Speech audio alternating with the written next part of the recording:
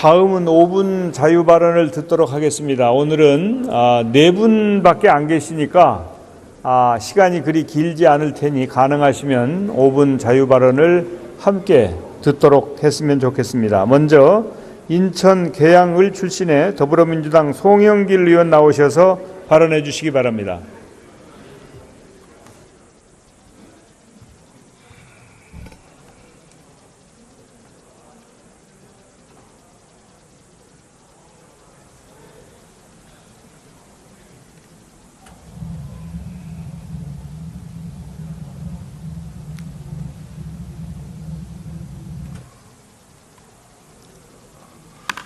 존경하는 정세균 의장님과 선배 동료 의원 여러분, 더불어민주당 인천 계양 출신 송영길 의원입니다. 저는 우리 인천 지역에서 지금 10년째 3,935일째 농성을 벌이고 있는 콜텍 노동자들의 피 맺힌 소리를 국회에 전달하기 위해서 이 자리에 섰습니다. 여러분, 콜텍 이건 기타를 만드는 회사입니다. 1982년 인천 지역 갈산동에 공장을 차린 이래 지금까지 콜텍 기타 제조업체는 전 세계 기타 시장의 30%의 마켓쉐어를 가질 정도로 성장했습니다. 회장 박용호는 수많은 노동자의 피와 땀의 결과로 우리나라 세계에서의 122의 부자로 성장을 했습니다. 이렇게 잘 나가던 회사가 왜 이런 일이 벌어졌습니까? 2002년도에 회사 측에서 회사의 어려움을 이유로 임금 동결을 요청했습니다. 노동자들의 회계자금을 보니까 29억의 당기 순이익이 나는데 노동자들을 속인 것입니다. 이에서 노사 간에 불신이 발생했고 이에 대한 조정이 발생하고 노동자들이 항의를 하니까 이 회사 측에서는 노동자를 설득하기는커녕 위장 폐업을 감행했습니다. 정리해고를 시켜버렸습니다. 회사를 아예 바꿔버렸습니다. 노동자들이 피 맺힌 투쟁으로 2012년도에 대법원으로부터 복직 판결을 얻었습니다. 대법원의 판결을 받았으면 바로 복직을 해야 될 의무가 발생했는데 이 회사는 복직도 하지 않고 또 해고를 시켜버렸습니다. 또 피 맺힌 5년 동안의 투쟁을 거쳐서 2017년도에 다시 대법원 판결을 받았는데 대법원 판결이 복직을 시켜도 회사가 폐업을 해서 다른 데로 가버렸기 때문에 실익이 없다고 패소 판결을 내렸습니다. 기가 막힐 일이 아니겠습니까? 콜텍 노동자들은 미래의 경영상 필요로 해고할 사유가 있다고 해고시켜버렸습니다. 근로기준법 24조에는 정당한 이유가 없으면 해고할 수 없을 뿐만 아니라 경영상 필요로 해고를 정리해고를 하더라도 긴박한 경영상의 필요가 있어야 될 것이고 해고를 회피하기 위한 노력을 열심히 해야 되고 하더라도 절차와 기준을 50% 이상의 근로자를 대표하는 노동자와 50일 전에 협의하도록 되어 있습니다. 아무 요건을 갖추지 않고 해고시켜버렸습니다. 이렇게 해서 지금 긴박한 경영상 필요가 있었습니까? 콜텍은 폐업 당시에 당기 순이익이 100억입니다. 지금도 30%의 마켓 쉐어를 유지하고 있고 인도네시아와 대련에 공장을 운영하고 있습니다. 안타까운 일이 아닐 수 없습니다. 이것을 가지고 전경련은 노동자들이 강성노조가 파업을 해서 회사를 폐업하게 된 대표적인 사례로 이걸 홍보를 하고 있습니다. 이 홍보 자료를 무빈파적으로 믿은 제1야당의 대표가 회사가 어려울 때 고통을 분담하기는커녕 강성노조가 제 밥그릇을 챙기려고 파업을 하다가 회사가 망한 대표적 사례로 우리 노동자들의 명예를 짓밟고 2번 가슴에 칼을 받고 있는 것입니다. 과연 그렇습니까? 지금도 콜텍은 잘 나가고 있습니다. 산업자원부에서 세계 인류 상품으로 2013년도에 등록이 되었습니다. 지금 등기부 등본을 떼어보니까 부동산 임대업으로 업종을 변경했습니다. 폐업을 했다 그럽니다. 부동산 임대업자가 어디서 악기를 생산해서 세계 인류 상품으로 등록이 된다는 말입니까? 기가 막힌 일이 아닐 수 없습니다. 안타까운 일입니다. 바뀌어져야 됩니다. 이런 정부, 산업자원부도 반성해야 됩니다. 이런 위장 폐업 이제 끝장내야 될 것입니다. 이 노동자들의 아픔을 대변해야 됩니다. 대법원이 이렇게 안이한 판결을 해서는 안 될 것입니다. 이제 우리 국회에 왔습니다. 양승태 대법원장 체제에서 미래의 경영상 필요로 정리해고를 한다면 어떠한 노동자가 살아남을 수가 있겠습니까? 존경하는 동료 의원 여러분, 이제 국회가 이 아픈 노동자들의 목소리를 대변해야 할 것입니다. 저도 노력하겠습니다. 박용호 회장에게 강력하게 촉구합니다. 전 세계에 아름다운 음악을 들려주는 이 귀중한 악기, 전 세계 시장 점유율의 30%를 차지하는 자랑스러운 대한민국의 기업이 이렇게 노동자들을 속이고 3,935일째 이 바람 부는 찬 거리에 노동자를 내몰아서야 되겠습니까? 이게 과연 세계적인 기업이라고 말할 수가 있겠습니까? 부끄러운 일이 아닐 수 없습니다. 우리 국회도, 정부도, 법원도 반성해야 됩니다. 이 노동자들의 아픈 소리를 들어주고 해결해야 할 때가 됐습니다. 강력하게 촉구합니다. 중재를 할 것입니다. 산자부에도 촉구합니다. 인류기업 상품 체크해 보십시오. 이런 위장 피업을 다시 유지해서야 되겠습니까?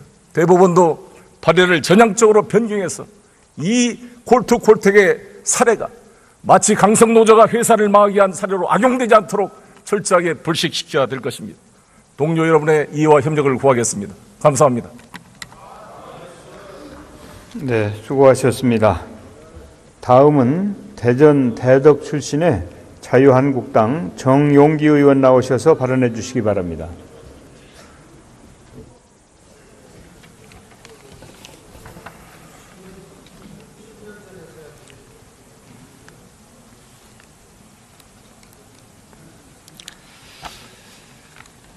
네, 대전 대덕 출신의 자유한국당의 정용기 의원입니다.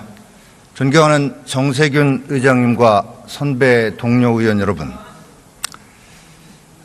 지난 겨울 탄핵 국면으로 돌아가서 우리 한번 생각을 해봅시다.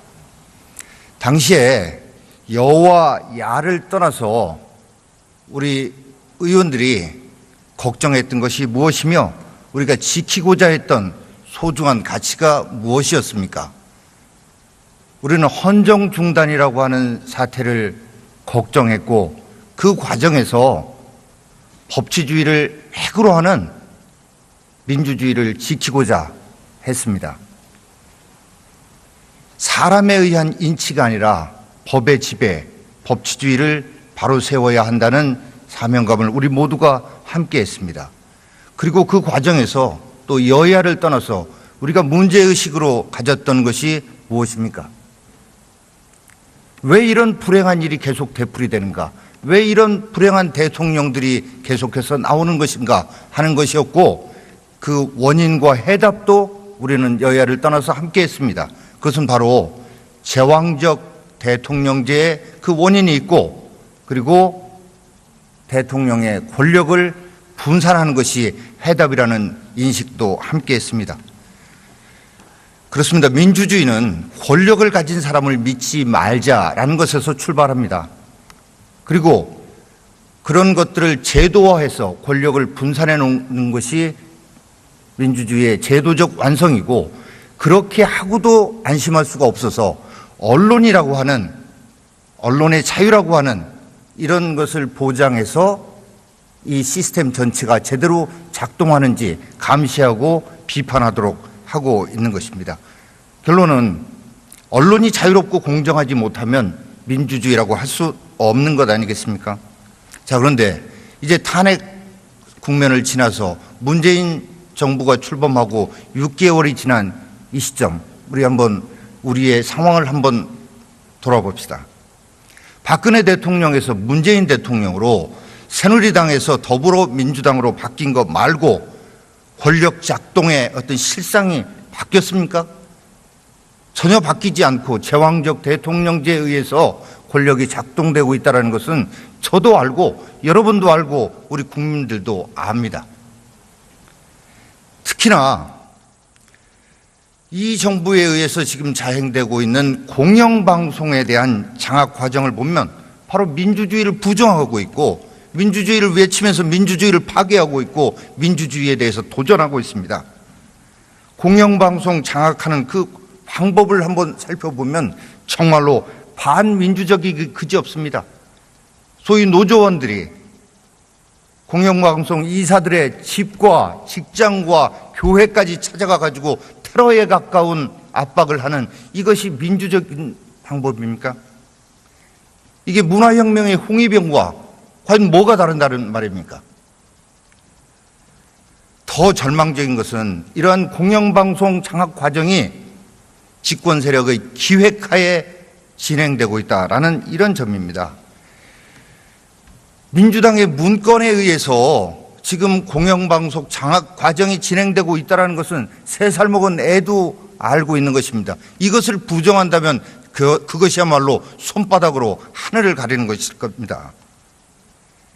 문건대로 했다고 해서 김재철 사장을 구속한다고 하면 문건대로 하고 있는 이효성 위원장도 구속해야 된다고 생각하고, 문건을 만든 국정원을 수사한다고 하면 문건을 만든 민주당도 수사해야 되는 것 아니겠습니까? 김장겸 사장과 고대영 사장만 몰아내면 공정방송, 공정한 공영방송이 과연 만들어진단 말입니까? 존경하는 선배 동료 의원 여러분, 저는 이 자리에서 여야를 떠나서 이 악순환의 고리를 끊자라고 좀 말씀드립니다. 공정한 공영방송을 위해서 방송법을 개정합시다. 지난 2월 달에 우리 존경하는 민주당의 국회의원 12분이 본회의장 앞에서 나흘 동안 릴레이 농성을 하면서 그때 뭐라고 했습니까? 공정한 공영방송을 위해서 방송법을 개정하자고 했고, 그때 집권하면 생각 바뀌는 거 아니냐 그랬을 때 그때 뭐라고 했습니까? 정권 교체 가능성이 높은 건 사실이다. 그러나 정권 교체에도 그런 유혹을 한다. 이렇게 말씀하셨습니다. 이때 이제 그 초심으로 돌아가십시다. 그 과정에서 과거 저희 당이, 자유한국당이 잘못한 것이 있다면 사과할 부분은 사과하도록 저도 당내에서 노력하겠습니다. 이제 더 이상 방송을 장악하려고 하는 이런 악순환의 고리를 끊어내기 위해서 이번 정기국회 중에 여야가 같이 힘을 모아서 방송법 개정을 반드시 이루어냅시다. 간곡하게 호소드립니다. 경청해 주셔서 감사합니다. 네, 수고하셨습니다. 다음은 경북 영천 청도 출신의 자유한국당 이만희 의원 나오셔서 발언해 주시기 바랍니다.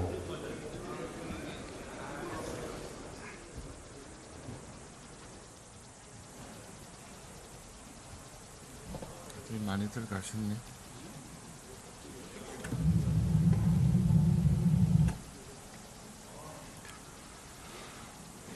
존경하는 국민 여러분, 정세균 국회의장님과 선배 동료 의원 여러분, 영천 청도 출신의 이만희 의원입니다. 그저께 저는 누구보다도 정의롭고 청렴 강직했으며 그러면서도 따뜻한 마음으로 조직 내 신망이 높았던 한 검사의 죽음을 보았습니다. 그의 빈소에서 검은색 상주복으로 멍한 표정으로 서 있는 고등학생, 중학생, 남겨진 그의 아이들과 비통해하는 유족들을 저는 차마 마주할 수 없었습니다. 전도 유망했던 그가 극단적인 방법을 택하면서까지 남겨진 우리들에게 말하고 싶었던 것은 무엇이겠습니까? 단순히 수사 과정에서의 억울함만이었겠습니까? 저는 그렇지 않다고 생각합니다. 댓글 사건의 본질은 단순한 사이버상의 여론 조작이 아닙니다. 우리 사회의 극단적인 좌편향 세력들에 의해서 자행되어 왔던 온갖 거짓과 왜곡된 선동에 맞서서 우리 사회와 자유 대한민국을 지키려고 했던 활동이었습니다. 그러한 자신의 정당하고 헌신적인 행위가 범죄와 적폐로 부당하게 취급되는 것에 대해서 죽음으로서까지 한가한 것이라고 저는 생각합니다. 대통령님께 감히 묻고 싶습니다. 미국산 쇠고기 수입으로 우리 사회에 광우병이 창궐했습니까? 천안함의 폭침이 과연 우리 측의 조작이었습니까? 우리 사회의 극단적 좌파 세력들에 의해서 온갖 거짓과 선동이 난무하고 그리고 그것들에 의해서 일방적 여론 왜곡이 이루어진다면 국가는 그것을 손 놓고 보고만 있어야 되겠습니까? 공동체 최고의 보루인 국가가 국가기관이 나설 수밖에 없는 것 아니겠습니까? 노무현 정권에서도 국정의 홍보를 위해서 적극적으로 댓글을 달고 홍보를 하라고 한 사실들 잘 알고 계시지 않습니까?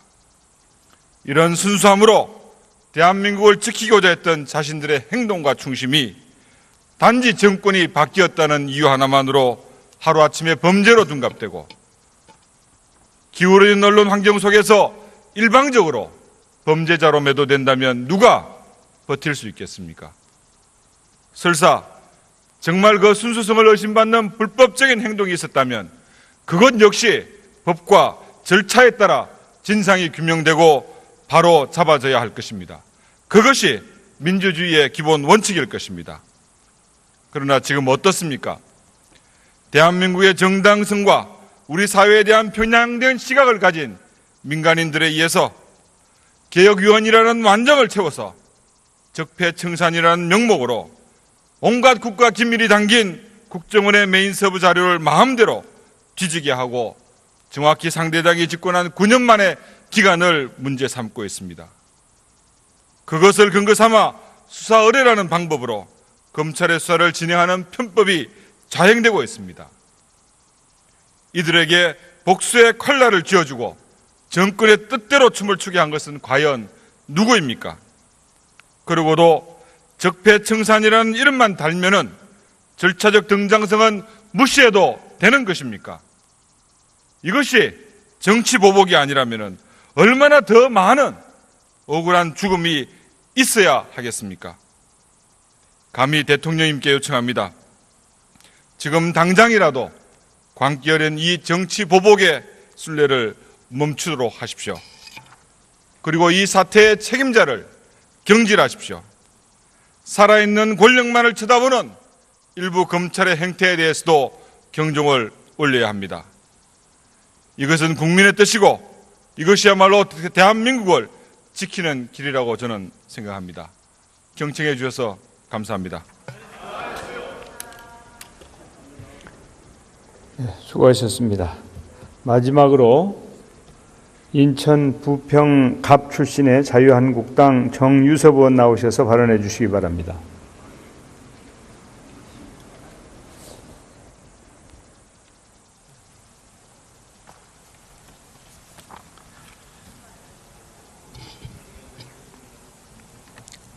조금 올릴까요? 존경하는 정세균 국회의장님 그리고 동료 의원 여러분, 인천 부평갑의 정유섭 의원입니다. 어제 트럼프 대통령이 국빈 방문을 마치고 중국으로 떠났습니다. 본 의원은 트럼프 대통령 방문이 불상사 없이 무사히 끝날 수 있을까 불안하기까지 했습니다. 초청받고 온 동맹국가의 국가수반에게 친북 좌파 인사들은 증오의 말을 쏟아내고 성조구리를 불태우는가 하면 국빈 방문단의 진로에 물병과 야광봉, 쓰레기를 던지는 돌발 행위까지 했습니다. 북한을 맹목적으로 추종하는 그들이 폭탄을 갖고 있었으면 아마 폭탄을 던졌을 겁니다. 이들의 행위는 국익에 반하는 반국가 행위이고 실정법 위반 행위입니다. 우리가 정상적인 국가라면 재발 방지를 위해 이들을 꼭 찾아내서 엄벌에 처해야 합니다. 하지만 문재인 정부는 진영 논리에 사로잡혀 이들을 적발하지도 처벌하지도 않을 것입니다. 만약 이런 무법행위조차 묵인한다면 본 의원은 현 정권에 이것이 나라다운 나라냐고 되물을 것입니다. 문재인 대통령은 항상 웃음을 짓고 사람 좋은 모습을 보여서 그 미소 뒤에 복수의 칼날을 갈고 있는 줄을 몰랐습니다. 노무현 대통령을 수사했던 이인규 중수부장과 우병우 당시 중수과장을 그렇게 끈질기게 추적하는 걸 보면서, 그리고 궁극적으로 MB에 대한 복수를 꿈꾸는 것을 보면서 한숨이 나옵니다. 이제 문재인 대통령은 한국과의 국가 원수입니다. 과거의 은원관계를 떠나서 국가 원수다운 포용의 리더십을 보여주셔야 합니다. 그것이 문재인의 친구 고 노무현 대통령도 바라는 바라고 생각합니다. 문재인 정부는 출범할 때 분명히 통합과 협치를 부르짖었습니다. 그런데 벌써 권력에 취해서 오만한 인사와 고집스러운 정책 추진, 그리고 분열과 갈등의 길로 가고 있습니다. 성공한 정부가 되기를 바란다면서 실패한 정권의 길을 답습하고 있습니다. 문재인 정부는 혁명으로 정권을 잡은 것이 아니고 헌법에 의한 선거에 의해서 집권을 했습니다. 그런데 마치 혁명정부처럼 전 정권의 사람들을 잡아들이고 있습니다. 아니 혁명정부보다 더 모질게 숙청의 칼날을 휘두르고 있습니다. 물론 역대 정권에서도 과거를 뒤져 속아낼 사람들을 속아냈습니다. 대신 암암리했습니다. 그런데 지금 정권은 좌파 시민단체와 과거의 이해관계자들에게 칼을 쥐어주고 피해 보복을 시키고 있습니다. 노조원들을 홍위병으로 내세워 공갈과 협박과 위협을 일삼고 있습니다. 대한민국 역사에서 많은 사람들이 공도 세웠고 과도 세웠고 잘못도 했습니다. 그러나 전반적으로 보면 어저께 트럼프 대통령이 역설했듯이 대한민국의 역사는 자랑스럽고 성공한 역사입니다. 그런데 대한민국의 기존의 성취를 무조건 부정적으로 보는 것은 전혀 이해할 수 없습니다. 수십 년간 국가에 봉직한 국정원장, 국방부 장관, 육군대장, 검사장, 공영방송 사장 할 것 없이 다 창피와 모욕을 주고 감옥에 넣어야 직성이 풀리는 것이 이 정권의 적폐청산입니까? 상부에서 시킨 일을 할 수밖에 없는 기관의 검사를, 변호사를 죽음으로 몰아넣는 것이 그렇게도 정의롭습니까? 그들이 이 정권의 적입니까? 이제 권력을 잡았으니 조자룡 헝칼 쓰듯 도처에 피를 흘리는 것을 공정하고 정의롭다고 누가 그럽니까?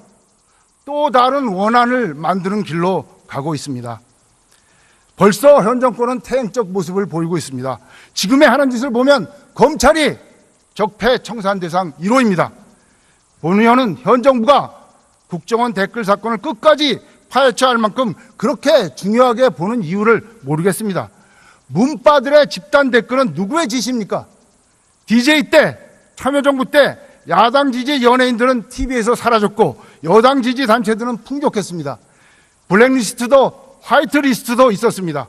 박원순의 서울시에서 좌파 시민그룹이 한몫하고 있음을 공지의 사실입니다. 박원순의 교통방송과 박근혜의 MBC는 무엇이 얼마나 다릅니까? 과거에 잘못이 있으면 고칩시다. 서로의 가슴을 아프게 하지 않으면서 고치는 것이 승리자가 해야 할 일이고 국가의 미래를 과거에 매몰되다 보니 국가 경쟁력 강화를 위한 우리의 미래는 산으로 가고 있습니다. 현 정권이 과거 청산에 올인하면서 공직자들도 눈치나 보면서 일에서 손을 놓고 있습니다. 공직자들의 나태함과 소홀함은 흥진호 사건에서 그대로 드러났습니다. 흥진호의 7일간과 세월호의 7시간이 무엇이 다릅니까? 정권의 성공을 원하신다면 과거 정권의 실패 경로를 따라가지 마십시오. 마지막이니까 한마디만 더 드리겠습니다. 선진 문명 국가에서 전직 대통령을 언제까지 감옥에 가두어두려 합니까? 그것도 여성 대통령을 오라줄에 묶어서 초라하게 이곳저곳을 끌고 가는 것이 그렇게 시원합니까? 박근혜 대통령이 국가 운영을 잘못해 탄핵됐습니다. 그것으로 만족 못하십니까? 정치적으로 해결해 주시기 바랍니다. 역대 모든 대통령을 빚으면 감옥에 안 갈 사람이 없을 것입니다. 그래도 통치행위의 범위를 넓게 해석해서 국민의 마음을 모아주시기 바랍니다. 끝까지 자리를 뜨지 않고 경청해 주신 정세균 의장님 그리고 선배 동료 의원 여러분 감사합니다. 생각 바뀌는 거 아니냐 그랬을 때 그때 뭐라고 했습니까? 정권 교체 가능성이 높은 건 사실이다. 그러나 정권 교체에도 그런 유혹을 한다. 이렇게 말씀하셨습니다. 이때 이제 그 초심으로 돌아가십시다. 그 과정에서 과거 저희 당이 자유한국당이 잘못한 것이 있다면 사과할 부분은 사과하도록 저도 당내에서 노력하겠습니다. 이제 더 이상 방송을 장악하려고 하는 이런 악순환의 고리를 끊어내기 위해서 이번 정기국회 중에 여야가 같이 힘을 모아서 방송법 개정을 반드시 이루어냅시다. 간곡하게 호소드립니다. 경청해 주셔서 감사합니다. 네, 수고하셨습니다. 다음은 경북 영천 청도 출신의 자유한국당 이만희 의원 나오셔서 발언해 주시기 바랍니다.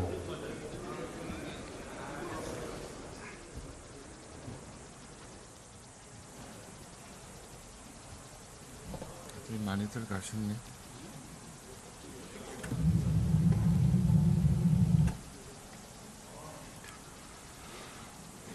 존경하는 국민 여러분, 정세균 국회의장님과 선배 동료 의원 여러분, 영천 청도 출신의 이만희 의원입니다.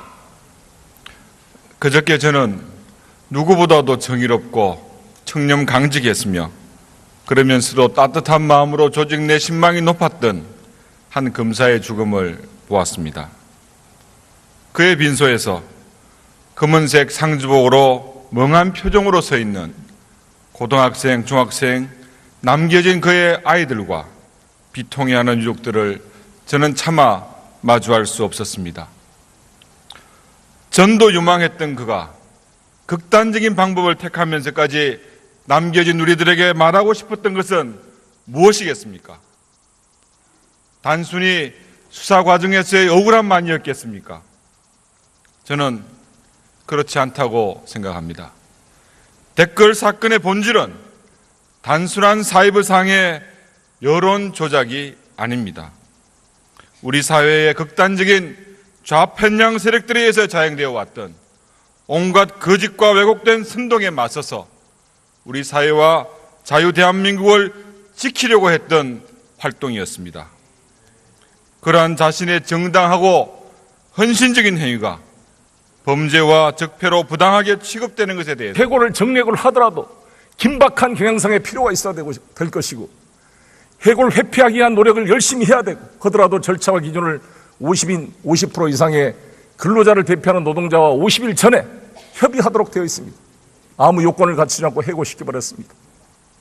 이렇게 해서 지금 긴박한 경영상 필요가 있었습니까? 콜트콜텍은 폐업 당시에 당기 순이익이 100억입니다. 지금도 30%의 마켓 쉐어를 유지하고 있고 인도네시아와 대련의 공장을 운영하고 있습니다. 안타까운 일이 아닐 수 없습니다.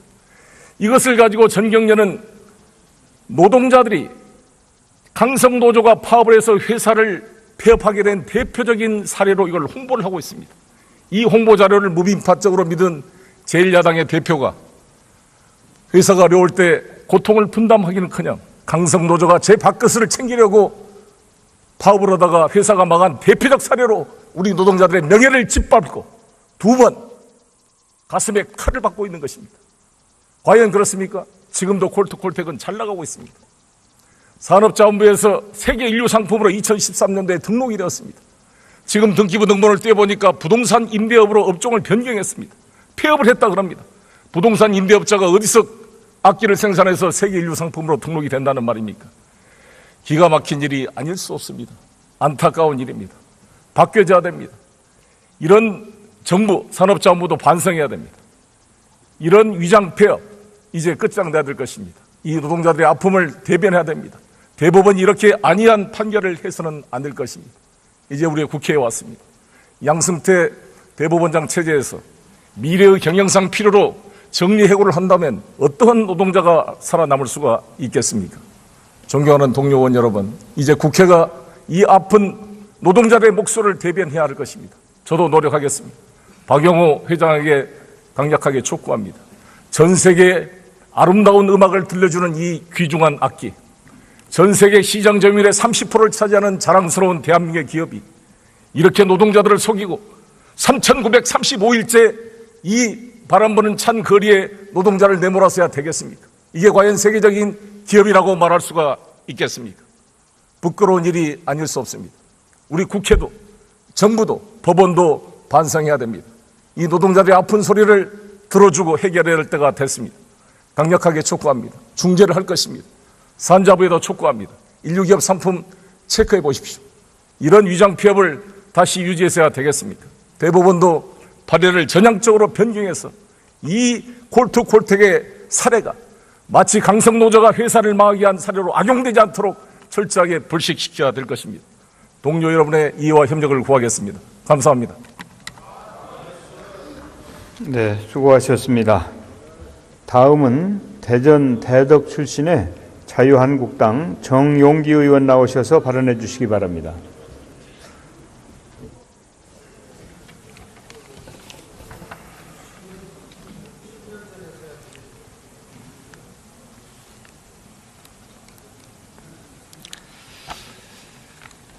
네, 대전 대덕 출신의 자유한국당의 정용기 의원입니다.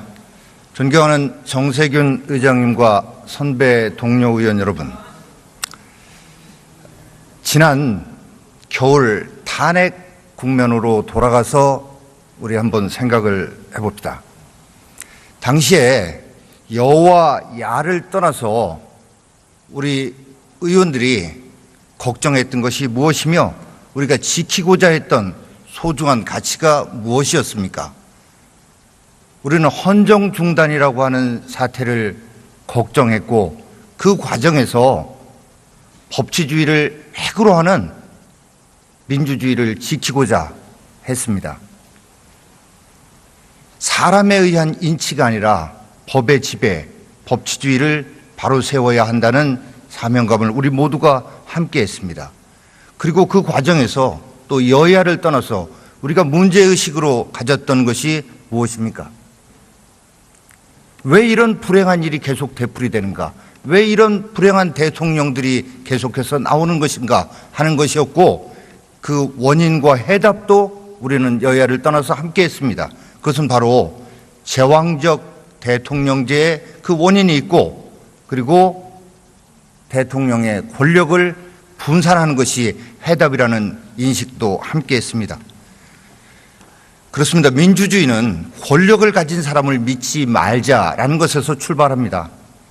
그리고 그런 것들을 제도화해서 권력을 분산해 놓는 것이 민주주의의 제도적 완성이고 그렇게 하고도 안심할 수가 없어서 언론이라고 하는 언론의 자유라고 하는 이런 것을 보장해서 이 시스템 전체가 제대로 작동하는지 감시하고 비판하도록 하고 있는 것입니다.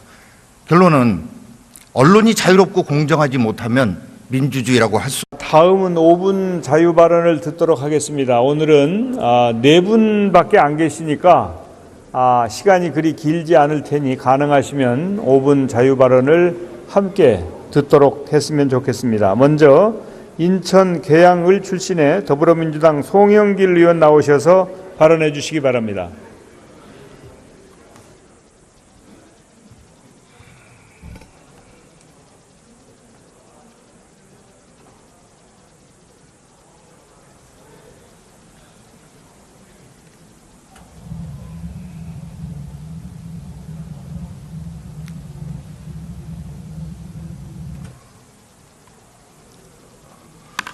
존경하는 정세균 의장님과 선배 동료 의원 여러분, 더불어민주당 인천 계양 출신 송영길 의원입니다.